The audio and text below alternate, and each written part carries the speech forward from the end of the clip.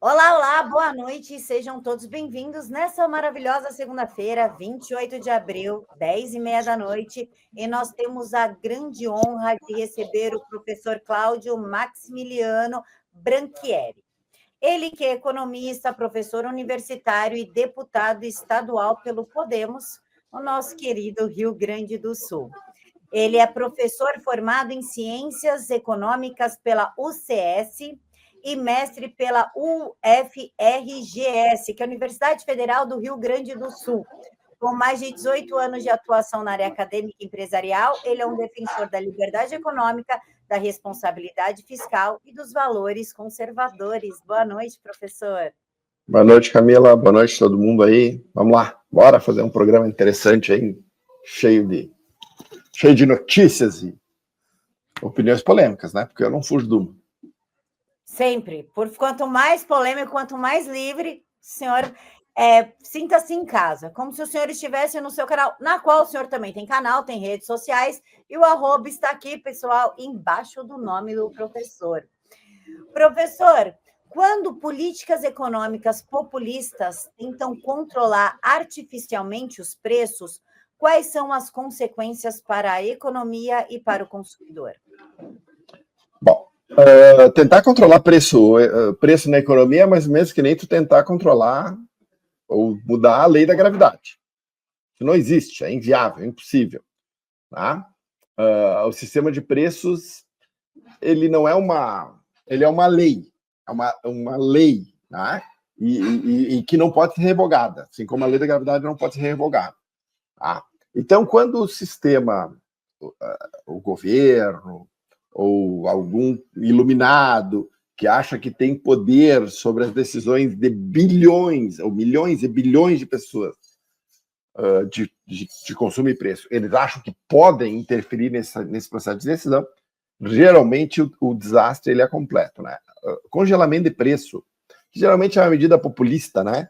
Uma maneira do governo tentar limpar a mão suja na cortina da casa, né? Porque ele é o responsável pela inflação. Ele geralmente joga a culpa, geralmente para os produtores, para o sistema capitalista, e aí tentam, para dar uma resposta à opinião pública, fazer medidas heterodoxas, que é o de congelamento de preço. 100% dos casos. É um caso de sucesso total o fracasso desse tipo de medida. Né? Ele, invariavelmente, resulta em mais inflação no momento seguinte, porque os agentes perdem a confiança no governo, eles acham que novo aumento pode vir, então eles se antecipam a esses aumentos, e ele também provoca escassez. Por que escassez? Porque o produtor não se sente incentivado a aumentar a oferta, aumentar a produção, fazer investimentos, uma vez que o governo deixa ele criar ou formar seus preços de maneira livre. E aí o resultado básico é isso aí que tu enxerga.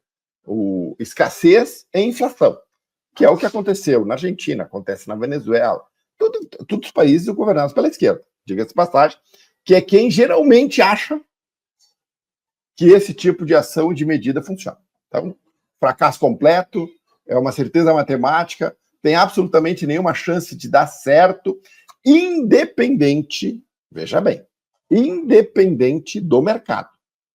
Não faz diferença no mercado de combustível, mercado de alimento, mercado de aluguéis, mercado de rua, qualquer um mercado que haja intervenção de preço, certamente naquele mercado vai ter escassez e inflação. Professor, o senhor está falando em inflação. Eu vou fazer duas perguntas para o senhor numa só. Primeira, o que é inflação? E segundo, a Miriam Leitão, há uns 3 meses, 4 meses atrás, ela disse a seguinte frase: veja como a inflação pode te ajudar. Como que a inflação pode ajudar? Isso, para mim, ficou confuso. Ficou confuso porque ela não pode ajudar de maneira alguma, né? O que é a inflação? O conceito de inflação é o seguinte: é o aumento contínuo e generalizado de preços. Por exemplo, então, o aumento do preço da batata não é inflação. Ele é um aumento localizado, né? Porque outro produto pode ter baixado de preço. Quando há um índice de inflação, é porque os preços, no geral, subiram. Tá? E aí, então, é isso. Então, geralmente, a causa mais clássica de inflação é a inflação de demanda, Ou seja, a economia tem uma determinada capacidade de oferta, de produção, e o governo, através da emissão de moeda, ou, e às vezes até os dois juntos, déficit público, acaba fazendo com que a demanda, que é o que as pessoas querem comprar, cresça muito mais rápido do que eu tenho de capacidade de produzir. O resultado disso é a inflação. Certo? Ela não tem como ser de maneira alguma benéfica para ninguém, né? Nem principalmente para os mais pobres, nem para a classe média, tampouco para os ricos, mas principalmente para a classe mais pobre. Essa sofre sobremaneira. Por quê? Porque ela não tem onde fugir. Né? O cara que tem dinheiro, ele está lá com o rendimento dele, rendendo juro real acima da inflação, certo? A classe média sempre sofre, mas ela sofre menos porque ela tem um pouquinho mais de capacidade de proteção, até por um pouquinho mais de consciência de economia financeira, né? Agora, as pessoas mais humildes, essas que são atropeladas pela inflação, e elas nem sabem por quê, é só aquela percepção de que quando ela vai no mercado, o carrinho do supermercado volta cada vez mais vazio, essa sofre demais. Então, todos os processos inflacionários, eles têm como resultado final a desigualdade social. Então, quando a esquerda fala que eles lutam contra a desigualdade e não sei o quê, mas eles são permissivos com a inflação, é tudo mentira. Falácia de quinta categoria. Porque todos os países, 100% deles, que é também outro caso de sucesso total, quando há processos inflacionários grandes, a desigualdade aumenta. Por quê? Porque os preços sobem, mas os salários não. Certo? Quando os preços sobem e os salários não, quem ganha? O que aumenta? O lucro das empresas, que é da classe mais, né? Geralmente, né? Principalmente das grandes empresas que têm capacidade de repasse de preço, né? Que têm poder de mercado. Então, elas repassam o aumento de preço, gera inflação. Os salários não são corrigidos, porque eles demoram um ano para corrigir. O lucro aumenta. A renda dos grandes empresários acaba subindo. E a renda do pobre acaba caindo. E aí a desigualdade aumenta. Então, não tem nenhum efeito benéfico um processo inflacionário. Muito pelo contrário. Ele deixa um rastro de pobreza e um rastro de pessoas afetadas por uma irresponsabilidade que 100% é culpa do governo. Não é 10%, nem uma parte da culpa do governo. Sempre, em todo o processo inflacionário, principalmente a mais clássica delas, que é a inflação de demanda, a culpa do governo. Eventualmente pode ter uma inflação de oferta. Quando, por exemplo, tem, sei lá, uma enchente, como aconteceu no Rio Grande do Sul, por exemplo. Isso é uma inflação de oferta, ou seja, a produção é destruída e aí as pessoas precisam comprar, mas isso é resolvido logo. A de demanda não, ela é perene. Ela está sempre aí nos assombrando. O governo do presidente Lula, esse incompetente aí, o ministro da Fazenda dele, que é o pior ministro da Fazenda, desde que Pedro Álvares Cabral chegou nesse país aqui, nada é pior que a Haddad. Eles são relapsos para a inflação. Eles acham que a inflação não tem grandes problemas. Tem que perguntar para o pobre se ele acha que isso é verdade. Professor, inclusive, o tanto que traz grandes problemas que a aceitação do Lula caiu vertiginosamente até no Norte e Nordeste, onde é o curral dele. Ele culpa muito, primeiro, o presidente Bolsonaro, ou seja, na verdade, Paulo Guedes, que cuidou da nossa economia, e ele também agora culpa o Donald Trump pela história dos impostos. O senhor, existe alguma relação? O senhor pode falar um pouquinho sobre isso? Não tem relação nenhuma. Assim, a esquerda, ela é incompetente em muitas coisas. Mas tem uma coisa que ela é competente, que é achar culpado por todos os problemas que eles criam. Impressionante a incapacidade de qualquer um da esquerda, principalmente desse governo aí, de assumir a mínima responsabilidade sobre qualquer coisa. Porque o roubo dos aposentados não foi aqui, foi não sei quem. Porque a inflação é culpa do Trump, não é culpa... Um bando de imbecil, incompetente de cabo a rabo, que fica achando culpado pelos problemas que eles mesmos criam. Não é verdade, certo? A inflação no Brasil, ela tem um único responsável, o gasto público, que cresce em níveis, cresce de maneira desordenada e descontrolada. O governo já sabe que tem que fazer um ajuste fiscal e que vai precisar cortar gasto. Não vai fazer agora, porque senão perde a eleição. Então, esse governo, ainda, além de incompetente e irresponsável, porque joga com o futuro das pessoas. Tem nenhuma responsabilidade o Trump, muito menos o presidente Bolsonaro. Que muito pelo contrário, tá? No período mais difícil, macroeconomicamente falando, em termos mundiais, dos últimos, sei lá, 20, 30 anos, ou 100 anos, sei lá, por causa da pandemia e por causa da guerra da Ucrânia, conseguiu controlar a inflação. Tanto é que a inflação brasileira ficou abaixo, inclusive, de muitos países desenvolvidos em 2020, em 2021 e 2022. Muito abaixo de muitos países desenvolvidos. Diferente agora, que nós estamos acima de qualquer país desenvolvido. A inflação brasileira é uma das mais altas do mundo. Ó. Hoje, quase 5,5%. Então, não há responsabilidade nenhuma. Mas o governo Trump e as tarifas são inflacionárias. É verdade, elas são. Mas não da comida, que é onde o que está subindo de preço. O que mais sobe de preço hoje? O alimento. E por que o alimento sobe de preço?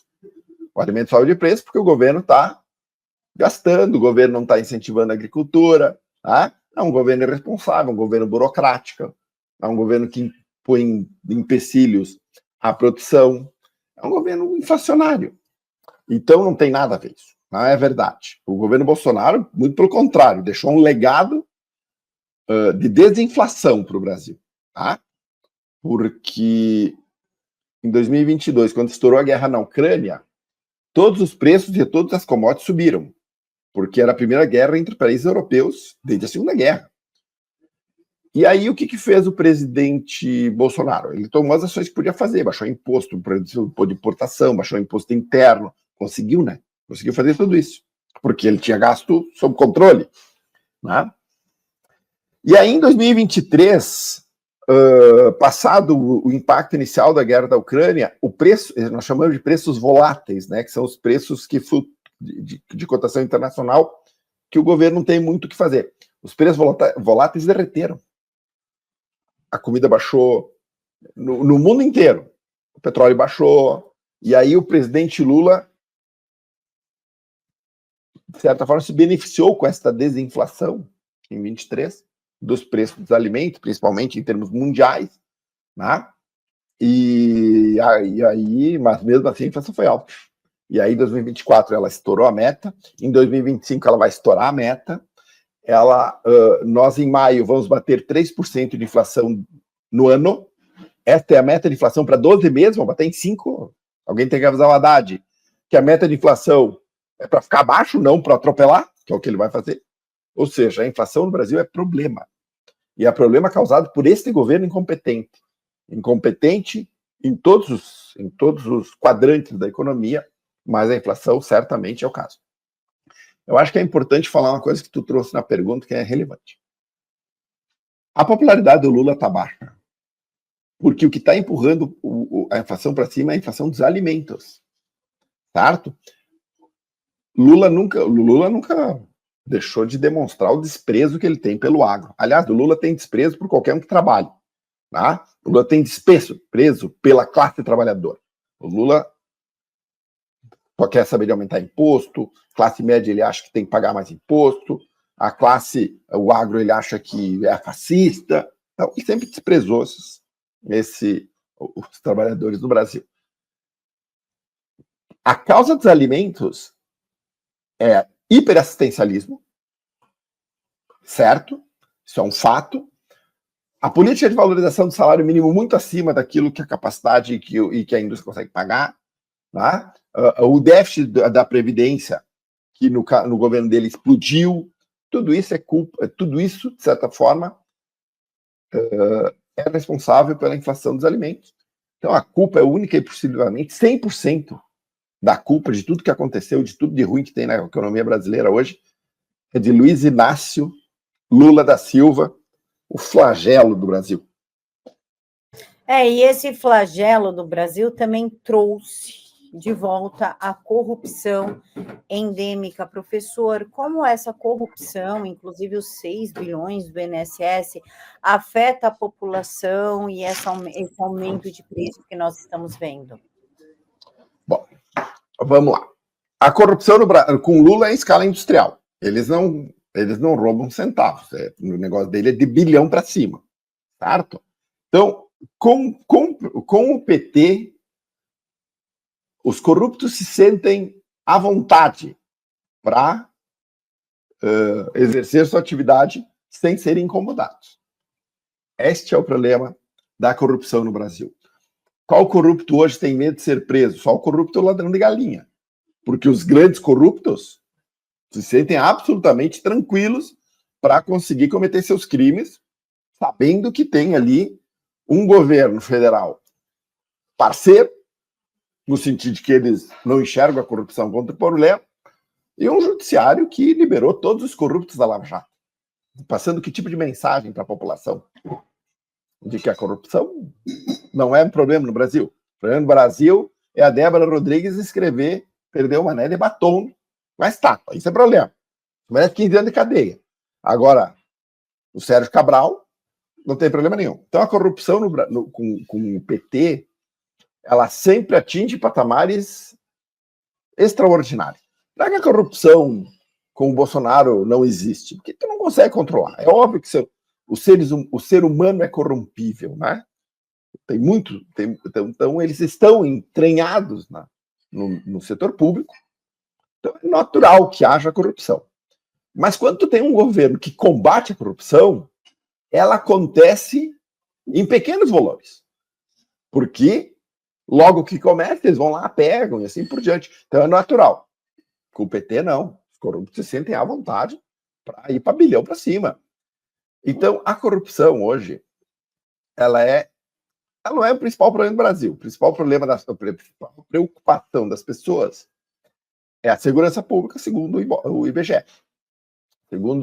A Datafolha. Segundo a Datafolha. Mas a corrupção está em terceiro, segundo ou terceiro. Porque ela voltou a ser preocupação. Esse governo ele é, digamos assim, permissivo com ela. Então, talvez seja um grande legado do Lula, né? A volta da inflação. Isso eles são competentes. Como é que isso se reflete nos preços?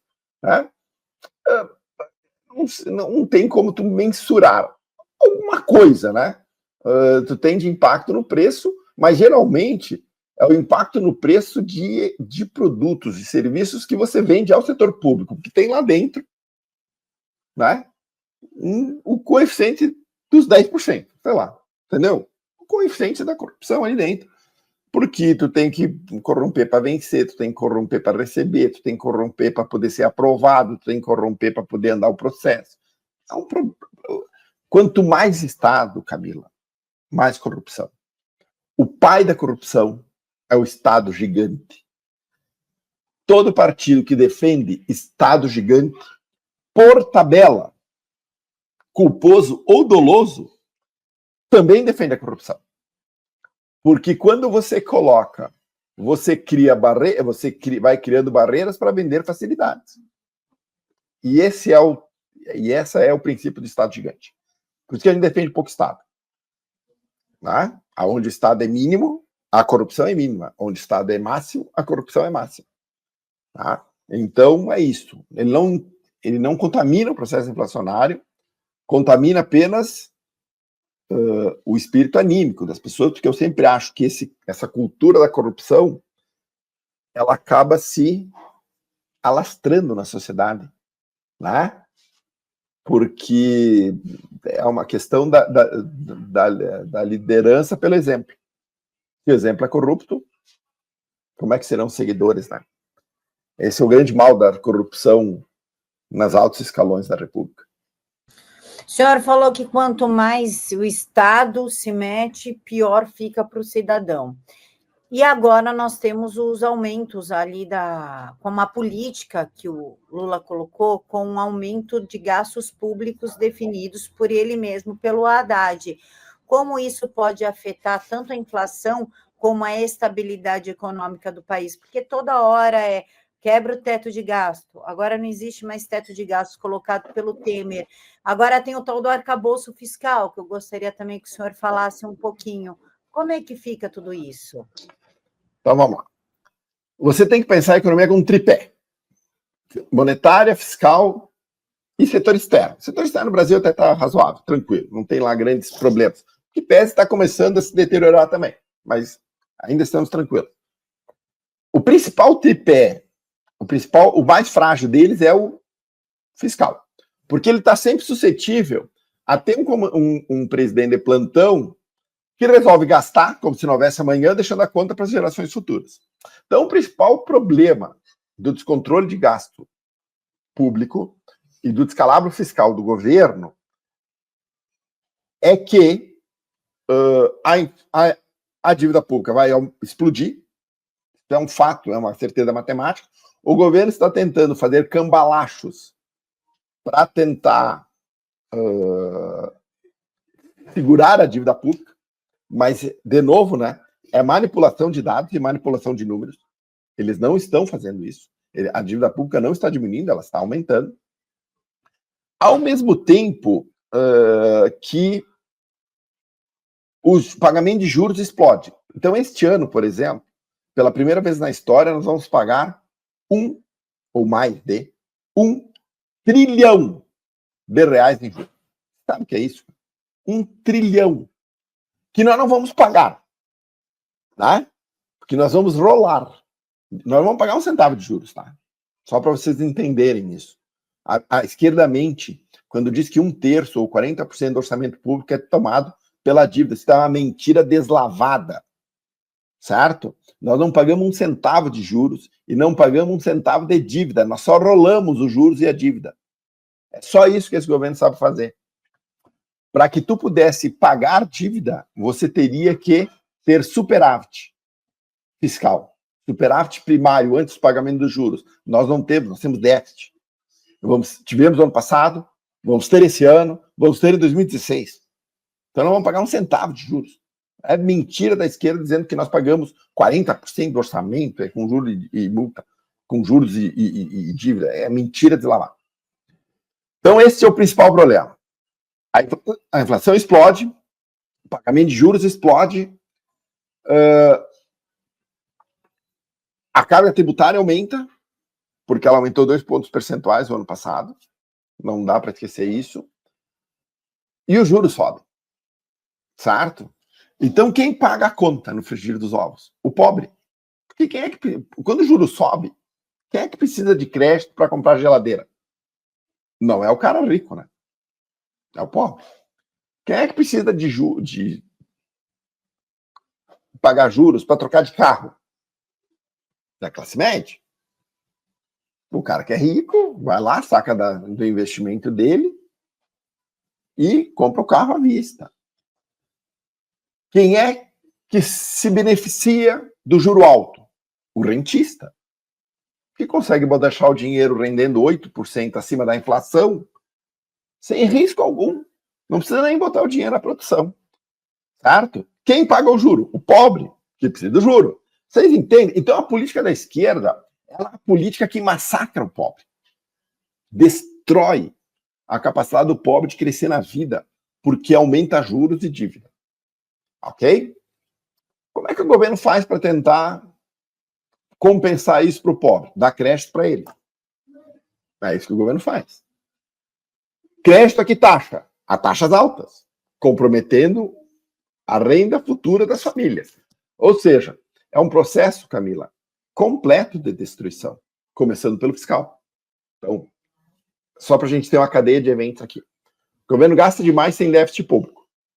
O déficit público faz com que a dívida aumente, certo? Como o governo não demonstra responsabilidade ou compromisso com o fiscal, ele é irresponsável, quem empresta dinheiro para o governo pede mais juros, porque o risco é mais alto.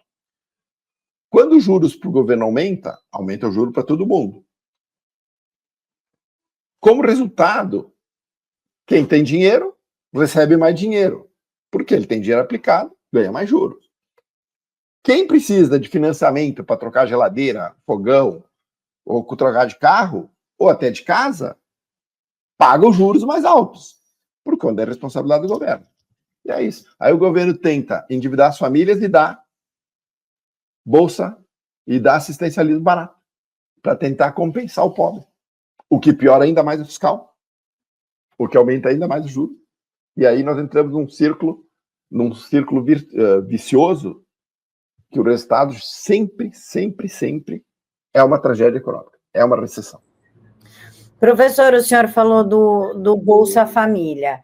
Além do Bolsa Família, agora tem aquele empréstimo estilo consignado. Consignado do trabalhador. Como é que funciona? Por que eu vou ter que pagar juros em cima do meu próprio dinheiro, já que o FGTS é meu? Sim, mas é bom. A gente precisa primeiro desfazer aqui uma confusão que você faz, tá? Na verdade, tu não tá pegando dinheiro do fundo de garantia, não tá pegando o teu fundo de garantia, tá? Tu tá pegando 10% do teu saldo de fundo de garantia dentro de garantia. O dinheiro, ele é do caixa dos bancos. Então, não é um empréstimo do fundo de garantia ou vinculado ao saldo de fundo de garantia, tá? Esse crédito consignado, primeiro vamos falar sobre o programa, um fracasso completo. O governo imaginava emprestar 60 bi. O último dado que eu tive era, não tinha, chegou a 5 bi, certo? E o governo imaginava emprestar 60 bi. Ou seja, parece que o trabalhador não caiu na mentira do governo. Mais um programa fracassado, tá? E aí eu preciso abrir parênteses aqui para dizer que o nosso trabalho nesse contexto funciona, né? Todo mundo avisou. As redes sociais avisaram. Não peguem dinheiro, porque isso aqui é uma armadilha. Tá? Então, graças a Deus, nós conseguimos, as pessoas tiveram consciência e não foram pegar o empréstimo. Tá? As taxas de juros, hoje, desse consignado, Camila, são mais altas que as taxas de juros praticadas antes do consignado. Ou seja, o trabalhador brasileiro está pagando mais juros. Aqueles caras 5 bi aí que pegaram o empréstimo, eles estão pagando mais juros do que pagavam antes. Então o governo dizia, não, é para pegar um empréstimo consignado a uma taxa menor para pagar empréstimo de taxa de juros maiores. Mentira. Isso não é verdade. Não foi o que aconteceu. Tá? Então, é outro programa ruim. Eu preciso fazer um parênteses aqui para vocês entenderem uma coisa importante. O Banco Central, quando sobe os juros, vai subir na próxima reunião de novo, ele tem o objetivo de diminuir a demanda, porque tem inflação, a inflação está alta e está corroendo o poder de compra dos pobres e dos trabalhadores. Ele sobe o juro para diminuir o volume de empréstimos, para que as pessoas comprem menos financiado. É isso que eles fazem. As pessoas com juro alto, vão precisar trocar de carro. Com juro alto, eles vão trocar de carro quando o juro baixar. Então, esse é o objetivo do Banco Central de subir a Selic. O que faz o governo? Promove políticas de aumento de crédito. Portanto, o governo federal sabota a tentativa do Banco Central de controlar a inflação. Por isso também que a inflação não tá caindo, por causa do governo federal. E aí, ele endivida as famílias por mais tempo, por uma taxa mais alta. O que é o combo completo. Então, de um lado, eu tenho inflação, corroendo o poder de compra das famílias, e na outra ponta, eu tenho as famílias super endividadas pagando altas taxas de juros por causa do gasto público do governo. É o combo do desastre. É uma coisa inacreditável. É um processo de destruição da renda familiar, tá? Assim, absurda. Eu vou te contar um troço. Eu fui num show esse fim de semana. Aqui no Rio Grande do Sul teve um show uma espécie de festival sertanejo. Acho que é um Chororó, Zezé de Camargo. Eu sou o cara raiz, né? Eu gosto desses caras lá de trás. Então eu fui lá assistir. Eu tinha expectativa de estádio lotado. Foi no estádio do Grêmio. 50 mil pessoas no estádio.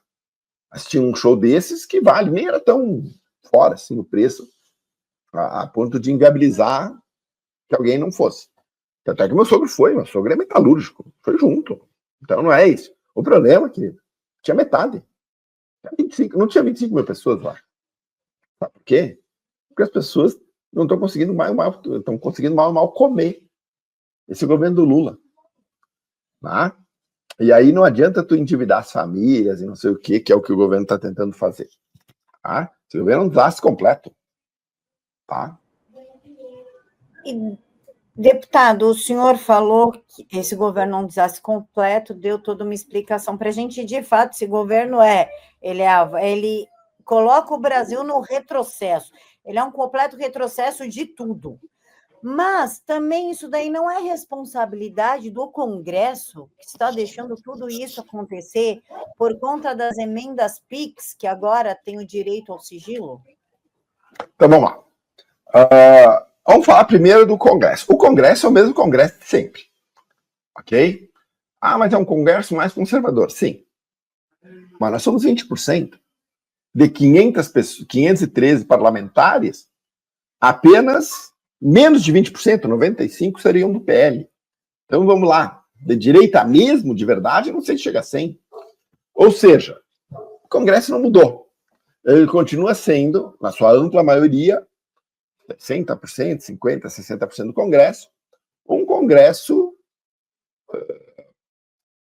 que trabalha fisiocrático, né? Ele é um Congresso que pensa na eleição, só pensa nos seus redutos eleitorais, não está preocupado com o macro do Brasil, está preocupado com interesses políticos mesquinhos. Agora esse centro está tentando, de novo, né, também limpar as mãos sujas na cortina, para se fingir de limpinho. São cúmplices da tragédia, se tu tem absoluta razão. O Congresso é cúmplice da tragédia, e agora eu vou falar porque aprovou o arcabouço. O arcabouço não funcionava desde o primeiro momento. Desde o primeiro momento, o arcabouço era um engodo. O arcabouço já morreu, já foi enterrado, já pode encomendar a missa de sétimo dia. Não existe mais arcabouço, certo? Esse arcabouço ruim, sair da cabeça do Haddad, um incompetente contumaz, foi aprovado pelo Congresso, que deu um voto de confiança para o Lula, mas não cobrou. Certo? Então, sim, o Congresso é cúmplice do desastre. O que a gente não pode confundir é a direita com o Congresso, porque a direita é oposição neste governo. O que a gente tem que começar a fazer, e aí essa é a decupagem que a gente tem que fazer, desses caras de centro e da direita. Quem tem compromisso com o Brasil? Quem tem compromisso com o Brasil votou contra esse governo. Na maioria das pautas. Tá? E aí nós começar a fazer a decupagem das eleições. Tá? Mas você tem razão. O Congresso, a Câmara dos Deputados, ela é cúmplice. Agora vamos para o Senado. O Senado nós temos um problema grave, que a gente tem que sempre deixar mostrado aqui. São 27 estados, 81 senadores. Dos 27 estados, 16 são do Norte e Nordeste. E 11 Sul, Sudeste e Centro-Oeste. Responsável por 70% do PIB, mas que tem no Senado, sei lá, 35%, teria que fazer a conta aí, 40% da representatividade. Esse é o problema hoje. Nós não conseguimos furar, porque o Norte e o Nordeste agem em conjunto, a esquerda domina essas regiões, elas ainda não foram libertadas da escravidão representada por políticas de esquerda, e aí tu não consegue fazer avançar nada. Aí é só o pragmatismo. Aí tu é pior, porque no Congresso ainda tem mais diversidade. Lá tu tem esse pragmatismo do centro, né? Essa maneira do centro de fazer política unido a esta maioria do centro do Norte e Nordeste. Então tu não consegue avançar nenhuma pauta liberal e de direita na Câmara, no Senado. Por isso que eu considero, Camila, a eleição para o Senado em 2026 a prioridade número 1 da direita brasileira. Mais que qualquer outra coisa, nós precisaríamos ter, vamos lá, 41 senadores lá dentro, para conseguir ter maioria e aí sim nós conseguir atuar de maneira efetiva. Tá? Essa é a minha esperança, é nisso que eu acho que a gente tem que trabalhar. Então, o Congresso é responsável, é cúmplice, a Câmara dos Deputados é cúmplice, um pouquinho menos problema, mas principalmente o Senado, incluindo a desordem institucional pela omissão do Senado em relação aos desmandos da Suprema Corte Brasileira. Então, professor, agora o Congresso, que quando nós pedimos o impeachment, fala que é para deixar o Lula sangrar, quando na verdade quem está sangrando é o povo, principalmente os mais pobres, pessoas dependentes de BCP e LOAS estão perdendo esses benefícios porque eles estão precisando de dinheiro e não tem mais aonde taxar a gente. E o Congresso fala, deixa sangrar. O senhor vê isso como uma forma indireta de se beneficiar de tudo que o governo rouba e desvia, ou porque o Congresso está tão afastado da população que não sabe, por exemplo, que o governo federal está destruindo o agro quando ele ataca diretamente a região sul do país? Então vamos lá. Impeachment. São 3 as condições necessárias para o impeachment, certo? Povo na rua, vontade política e vontade do vice. Hoje não temos nenhuma das 3 situações postas. Então, quando a gente fala em impeachment, ele não teria nenhuma... Eu acho que, Camila, ele não tem hoje condições materiais de acontecer, certo? Então, teria que ter as pessoas na rua pressionando o Congresso, um Congresso que, por conta das pessoas na rua, mudasse um pouquinho a propensão dele a ser pró-governo, tá? Mudando assim esse estado de espírito, e aí começando a criar a vontade política, e a partir da vontade política o Alckmin dizer, opa, aqui tem uma oportunidade, vamos tirar o Lula. E não temos essas condições, sabe?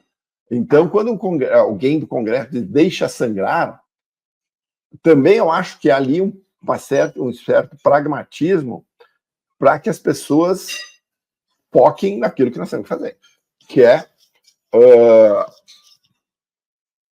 fazer este governo, tu usou o termo sangrar, né? Mas é desgastar o governo. Garantir que em 2026, porque agora não tem nem tempo para fazer impeachment, né? A gente consiga tirar esses caras. É óbvio que eu gostaria que o Lula saísse amanhã. É óbvio que eu gostaria, eu não gostaria de ter que ver no noticiário político e ter que me deparar com Gleisi Hoffmann, Lindenberg, Farias, né? Com o Capitão Cueca, com o Carlos Lupe. Olha o ministro da Previdência que nós temos. É óbvio que eu queria todos esses caras mais longe do Brasil. Só que a gente também tem que pensar num plano de ação. Nós precisamos ser pragmáticos e agir pragmaticamente no sentido de encaminhar a solução. O Brasil não aguenta mais 4 anos de PT. A partir de 20 anos, não aguenta até 2030. Nós precisamos, pelo bem das famílias brasileiras e todos os brasileiros, principalmente os mais pobres, tirar esse governo incompetente da frente. E para isso a gente precisa pensar agora. Pensar agora nas eleições, de quem vai ser o candidato. Lá. A direita precisa parar de ficar brigando em rede social, porque eu sou mais limpinho que aquele. Isso é uma coisa que a direita faz, acho um problema. Acompanho, porque a gente pode criticar a esquerda de muitas formas, e eles têm 1 milhão de coisas para ser criticados, mas é uma coisa que a gente tem que aprender com eles, é como eles fazem política, porque eles não lavam roupa suja em público, e a direita gosta. Então a gente tem que focar, eu acho que esse é o principal momento, tá? Tu tem razão quando tu diz o seguinte, olha, quem hoje está sangrando não é o governo, é o pobre, é o cara do PPC, é a classe média, que está pagando cada vez mais impostos. Então nós precisamos tirar esse cara. Mas hoje eu não enxergo as condições políticas e anímicas da população para o impeachment. Confesso que, inclusive, A própria atuação do STF tirou as pessoas da rua, né? Elas têm medo hoje de se manifestarem. Tá? Diz muito também sobre a democracia brasileira. Mas eu acho que é isso. Nós precisamos focar nas ações. Tá? E não podemos correr o menor risco de perdermos as eleições do ano que vem. Eu não posso falar o que eu estou pensando porque é da prisão. Então, o advogado pediu para ti. Aconselhou que não. Porque se falar do sistema de votação brasileira não dá bom, não. Mas eu acredito que se a gente não tiver nada que comprove para onde foi o nosso voto, isso me preocupa bastante. Inclusive, professor, eu gostaria que o senhor falasse um pouquinho sobre o orçamento paralelo antes da gente abordar as expectativas de 2026, 2027, que também são muito tenebrosas. O senhor pode falar um pouquinho sobre o que é o orçamento paralelo e como ele pode ser perigoso para o dinheiro público? Então, vamos lá. O TCU fez um apontamento dizendo que tem 4 grandes grupos de despesas que estão sendo feitas fora do orçamento aprovado pelo Congresso. Ok? São 57,6 bilhões de reais. É um troço absurdo. O que é esse orçamento paralelo? É aquele orçamento, ou aquele tipo de gasto, que é feito com dinheiro que não é do Caixa do Tesouro, mas sim de outras fontes. Depois eu vou explicar mais ou menos como é que isso acontece. Qual é o risco? O risco é que essas despesas são perenes. Elas não vão sumir quando as fontes desse dinheiro sumirem. Porque eles vão sumir. Elas vão sumir. Elas vão continuar lá. E aí é uma versão moderna ou atualizada da pedalada da Dilma. Qual é que foi o problema da pedalada da Dilma? A despesa era muito maior do que se imaginava. Então, quando veio a despesa, quando a gente descobriu o tamanho do buraco, nós saímos de 0,5% de déficit, de superávit, para 3,5% de déficit. 4% do PIB de despesas escondidas. Agora não é tanto, é 0,7%. Mas ainda assim, é um baita gasto. 0,3%, perdão. Ainda assim é um baita gasto. Quais são os gastos que estão fora do orçamento? Uma parte pequenininha, tá? Que era o Vale Gás, agora parece que foi corrigido para 2025, mas estava fora do orçamento, quase 3 bi fora. Todo o pé de meia está fora. Ele está sendo financiado por um fundo de manutenção da adolescência, dos estudantes do ensino médio, FIPEM, eu não me lembro bem qual é que significa a sigla. É 12 bi e meio. Porque esses fundos de manutenção dos estudantes no ensino médio, nas escolas, esses fundos eles são feitos para despesas eventuais, não para programas que passam anos e anos e anos. Certo? Existe um outro fundo, que é um fundo de reconstrução de Mariana, que é um fundo de 27 bilhões, que as empresas pagavam e que esse dinheiro está no BNDES. Segundo o TCU, existem despesas correntes do governo e gastos sociais bancados com dinheiro desse fundo. Está fora do governo, do orçamento, é orçamento paralelo.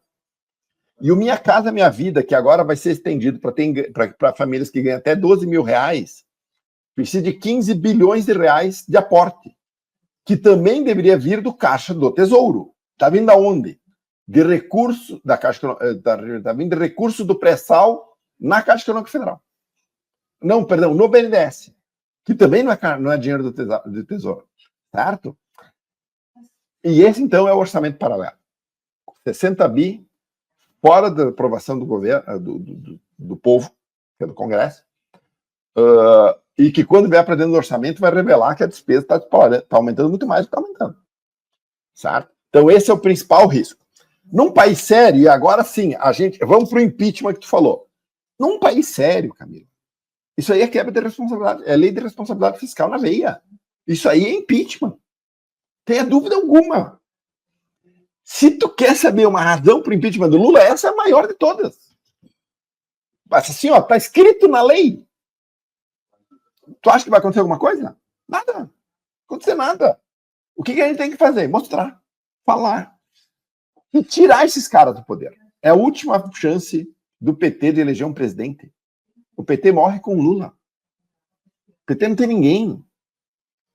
O futuro é nosso, não tenho dúvida nenhuma. A direita vai assumir esse poder. O Brasil aqui, nós vamos ficar no poder anos. Anos. Certo? O que a gente vai ter que fazer é ganhar já agora, para que a esquerda não fique mais. E a direita vai ficar no poder. Perdão, a direita vai ficar no poder e nós vamos tirar a esquerda do poder por muito tempo, porque nós somos a maioria no Brasil. Entendeu? Nós somos a maioria. Então,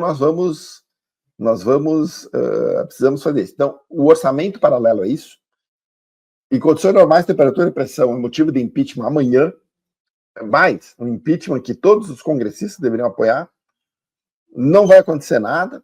O perigo é porque todo esse volume de despesas fora do orçamento, ele é invisível a despesa, então é um tipo de gasto que ninguém está enxergando, mas que vai pesar no orçamento, e que nós precisamos resolver. Nesse momento, denunciar. Professor, pelo seu relato, a impressão que me dá, eu que sou completamente leiga em economia, eu sou uma tábua em economia, sou burra mesmo, mas a impressão que... Não, acredite, não entendo nada de economia, mas a impressão que me dá é que 2027... o próximo presidente vai pegar assim, um país altamente devastado. Essa impressão está correta? Muito. É muito pior do que o Temer recebeu da Dilma. Mas N vezes pior. Primeiro, a dívida vai estar o dobro. Mais que o dobro. Vai estar em 82%, 83%. Se não 85%. Certo? Não vai ter espaço fiscal e as despesas obrigatórias vão ter atingido um nível... Despesa obrigatória é aquela despesa que tu não pode cortar. Vamos pegar a dona de casa aqui. É comida, é a energia elétrica, é água, é telefone. Cara, aquilo que tu precisa para viver. Isso é chamado de despesa obrigatória no lar. No governo, a despesa obrigatória é a despesa de salário, despesa com aposentadoria, com os aposentados. Certo? Há 10 anos, há 15 anos atrás, a despesa obrigatória contava... Eles contavam 85% do orçamento. Então, o governo tinha 15% para ele decidir o que fazer do dinheiro público, dos impostos. Há 15 anos atrás. Hoje já está em 95%. Quando chegar em 2027, vai ser quase 100%. Ou seja, o governo não vai ter dinheiro para decidir sobre nada. E esse é o país que o próximo presidente vai herdar. Vai herdar. Endividado, com praticamente as despesas obrigatórias. E outra, despesa obrigatória tu não consegue cortar. Tu não consegue demitir funcionário público. Como é que tu vai dizer para o aposentado que ele não vai ter aposentadoria? Tu não vai ter espaço no orçamento para fazer estrada. Tu não vai ter espaço no orçamento nem para manter os programas sociais. O governo deve entrar em shutdown. Vai faltar dinheiro para botar gasolina em viatura. Vai faltar dinheiro para comprar arma para a polícia. O Estado brasileiro vai estar quebrado. 2027 é um caos. O próximo presidente vai ter uma tarefa de Hércules de botar a casa em ordem num cenário, primeiro, muito mais complexo de 2015 e 2016, num outro cenário onde, em 15 e 16, o mercado deu um voto de confiança, que o Lula jogou no lixo, porque revogou tudo que foi feito, um acordo, ou seja, o mercado vai ter dificuldade de aprovar ou de aceitar que tu vai ter 10 anos para fazer o ajuste que tem que fazer, e não tem outra forma. Então, o próximo governo vai encontrar as contas públicas devastadas, uma economia em petição de miséria, e o Brasil numa rota de mais 10 anos de dificuldade. Causado por esse incompetente aí, esse imbecil que nós botamos na presidência da República, que jamais poderia ter voltado para a cena do crime, né? Mas voltou, e aí nós estamos agora pagando o preço. E vamos pagar por muito tempo, tá? O preço deste equívoco aí que saiu das urnas em 22.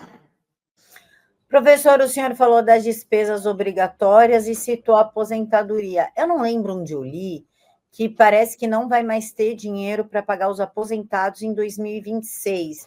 Isso é verdade? E se for, quais serão afetados? Será o país inteiro ou serão, por exemplo, o pessoal do BCP e LOA somente, o pessoal da aposentadoria por invalidez? Como é que fica esse cenário? Então, Camila, eu vou te explicar o que aconteceu. Foi o Nardes, Augusto Nardes falou, e falou em 28, na verdade. Né? Vai faltar dinheiro para aposentados. E é um fato. O déficit da Previdência está subindo demais. O culpado pelo déficit da Previdência é Luiz Inácio Lula da Silva, com essa política de valorização do salário mínimo, que está quebrando a Previdência. Vai faltar dinheiro e vai ter que ser feito um ajuste. Vai ter que ser feita uma nova reforma da Previdência, que vai endurecer ainda mais as regras, ok? Isso é fato. Mas vai fazer outra coisa também. O ajuste vai ter que ser feito via aposentadoria de todos os aposentados. Como eu não posso baixar a aposentadoria, o que eles vão fazer? O governo? Tu tem duas formas de fazer. Uma é parar de dar aumento. Que, de certa forma, o Temer e o Bolsonaro precisaram parar de dar aumento. Ou seja, eles só corrigiram a inflação. Porque esse foi o ajuste. E a outra é a própria inflação. Corroeu o poder de compra dos aposentados. Você entende? O governo ele nunca faz o ajuste, Camila, diretamente. Porque isso ficaria muito claro. As pessoas iriam para a rua, elas protestariam, elas derrubariam o governo. Ele faz isso via inflação.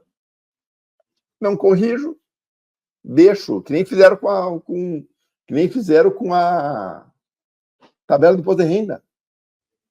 A tabela do imposto de renda, quando o Lula assumiu, era 5 salários mínimos, não pagavam imposto de renda em 2003.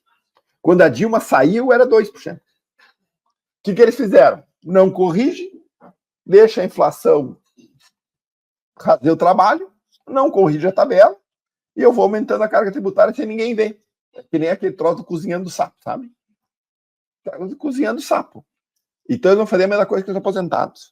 Então os aposentados se preparem. Daqui a 10 anos a vida de vocês vai estar pior.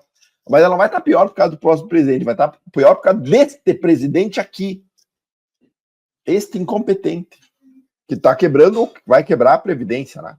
Então, não vai haver, vou repetir, não é que o governo não vai pagar a aposentadoria. Ela vai pagar.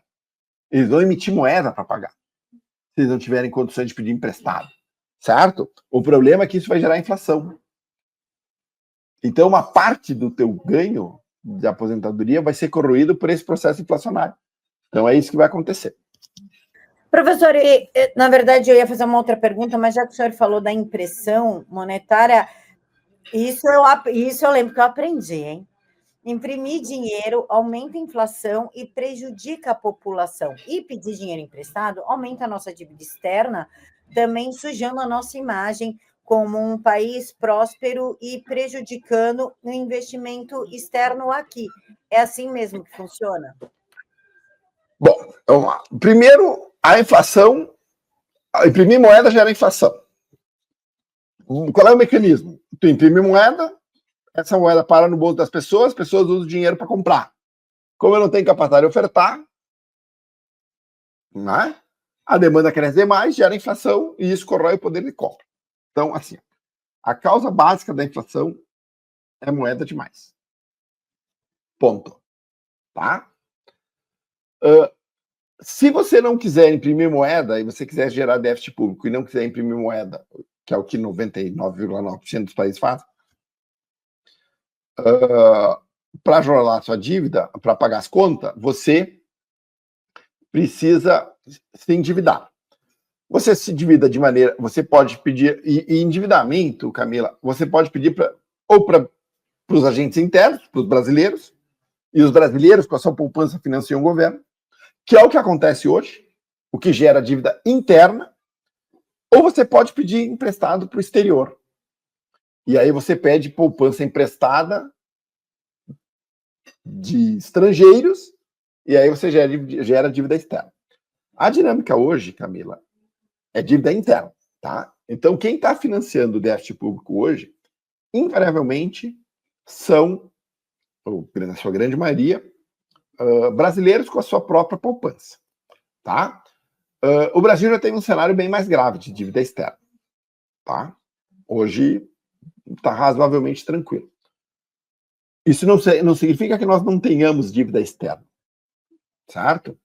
Nós temos uma dívida externa que hoje está ao redor de 350 bilhões de dólares. Esse é o tamanho da dívida externa. Mas nós temos as reservas, que é uma espécie de caixa. Dinheiro guardado embaixo do colchão. Também embaixo do colchão, porque está investido aí no mundo inteiro. Mas que somam 320 bi de dólares. Então eu tenho 320 bi embaixo do colchão de dólares, de reservas, e tenho uma dívida de 350 bi. Hoje nós estamos no negativo em 30. Quando o Lula subiu, nós estávamos no positivo em 20. Esse é o problema. Então, ainda é confortável, porque é um negativo pequenininho. Mas para a gente tem que entender para onde nós estamos indo. Nós estávamos positivo em 20, hoje nós estamos negativo em 30, na dívida externa. Né? Que é o saldo entre o que eu tenho em caixa e o que eu devo. Vai piorar. Então, é isso, né? A impressão de moeda e a expansão monetária é a causa primária da inflação. Se você não se divida, se você não resolve o déficit público via inflação, porque a maioria dos países não faz, você gera dívida para gerações futuras que um dia vai ser pago. Então é isso. Esse é o nosso drama. Professor, agora sim, caminhando para o final, prometi para o senhor que seria 1 horinha, nós estamos em 56 minutos. Expectativa para 2026, a gente se preocupa, não se preocupa, guarda dinheiro, finge que nada está acontecendo. Como é que o brasileiro pode lidar para conseguir colocar comida na mesa, pelo menos assim o básico, arroz, feijão e ovo, porque carne, nem picanha e nem moela mais. Tá difícil, né? Então vamos lá. Primeiro, tu não finge que tá tudo bem. Isso não existe. Não está tudo bem. Certo? Nesse momento, você tem que fazer muita conta para tu, por exemplo, trocar de carro. Então, esse é um momento de você se render digamos assim, controlar os impulsos de consumo. Todo mundo gosta de comprar. Tá? Lá em economia diz o seguinte: o não consumo não dá prazer, não dá satisfação. O consumo dá satisfação. Tá? Ninguém sai feliz de uma loja porque não comprou algo. Você sai feliz de uma loja quando tu comprou algo. Então, nós temos uma impulsão ao consumo. Neste momento, o consumo é caro, porque o juro é alto. Então, tu pensar, por exemplo, vou trocar de carro, porque eu não aguento mais meu carro, digo, deixa eu pensar se eu não preciso esperar um pouquinho mais. Né? Neste momento, em algum momento, esse ajuste vai acontecer. O ajuste da economia. E o Brasil vai entrar numa recessão. A recessão está comprada. Ela vai acontecer em 26 ou 27, o governo está tentando empurrar a recessão. Mas ele sabe que ela vai acontecer. Assim como em 2014, nós sabíamos que vinha uma recessão. E a Dilma dizia que estava tudo bem. Te lembra? Ela venceu a eleição dizendo, não, está tudo bem na economia brasileira. Em 2015, nós mergulhamos na maior recessão da história do Brasil. Né? Então, tu não pode fingir que está tudo normal e que está tudo bem. Tempos difíceis virão. Se tempos difíceis virão, você não pode, de um lado, estar hiperendividado, porque tua renda corre o risco de virar zero, se tu for demitido. Ao mesmo tempo que tu precisa de alguma reserva. Você não pode estar completamente exposto à boa vontade do governo. Tá? Se hoje arrumar emprego é relativamente simples, falta mão de obra no Brasil, essa realidade pode mudar daqui a um ano. Então, nesse momento, se eu tivesse no lugar de vocês, eu faço a mesma coisa, tá? Isso eu estou fazendo. Eu manteria ou controlaria um pouquinho os impulsos de consumo para ver como que vai acontecer com a economia, mas isso ela vai piorar, certamente. Portanto, eu faria uma reserva e certamente não me endividaria. Se tivesse que fazer uma dívida sempre de curtinho prazo, trocar de carro, trocar de casa, é uma coisa que tu tem que fazer muita conta para fazer, para tomar essa decisão. Sou pena de tu depois se arrepender logo ali na frente.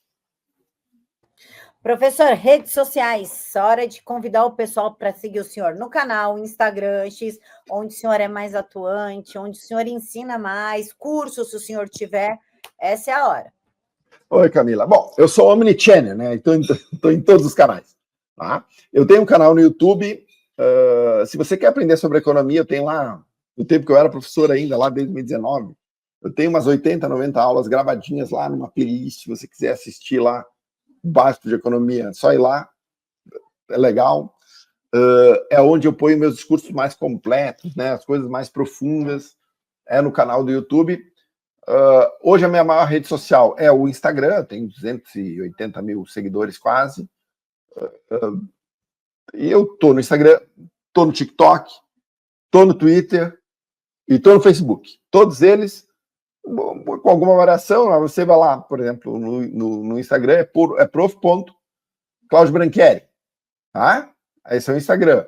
No Facebook, alguma coisa parecida com isso. No Twitter, a mesma coisa. Procura lá, professor Claudio Branchieri, você vai me encontrar.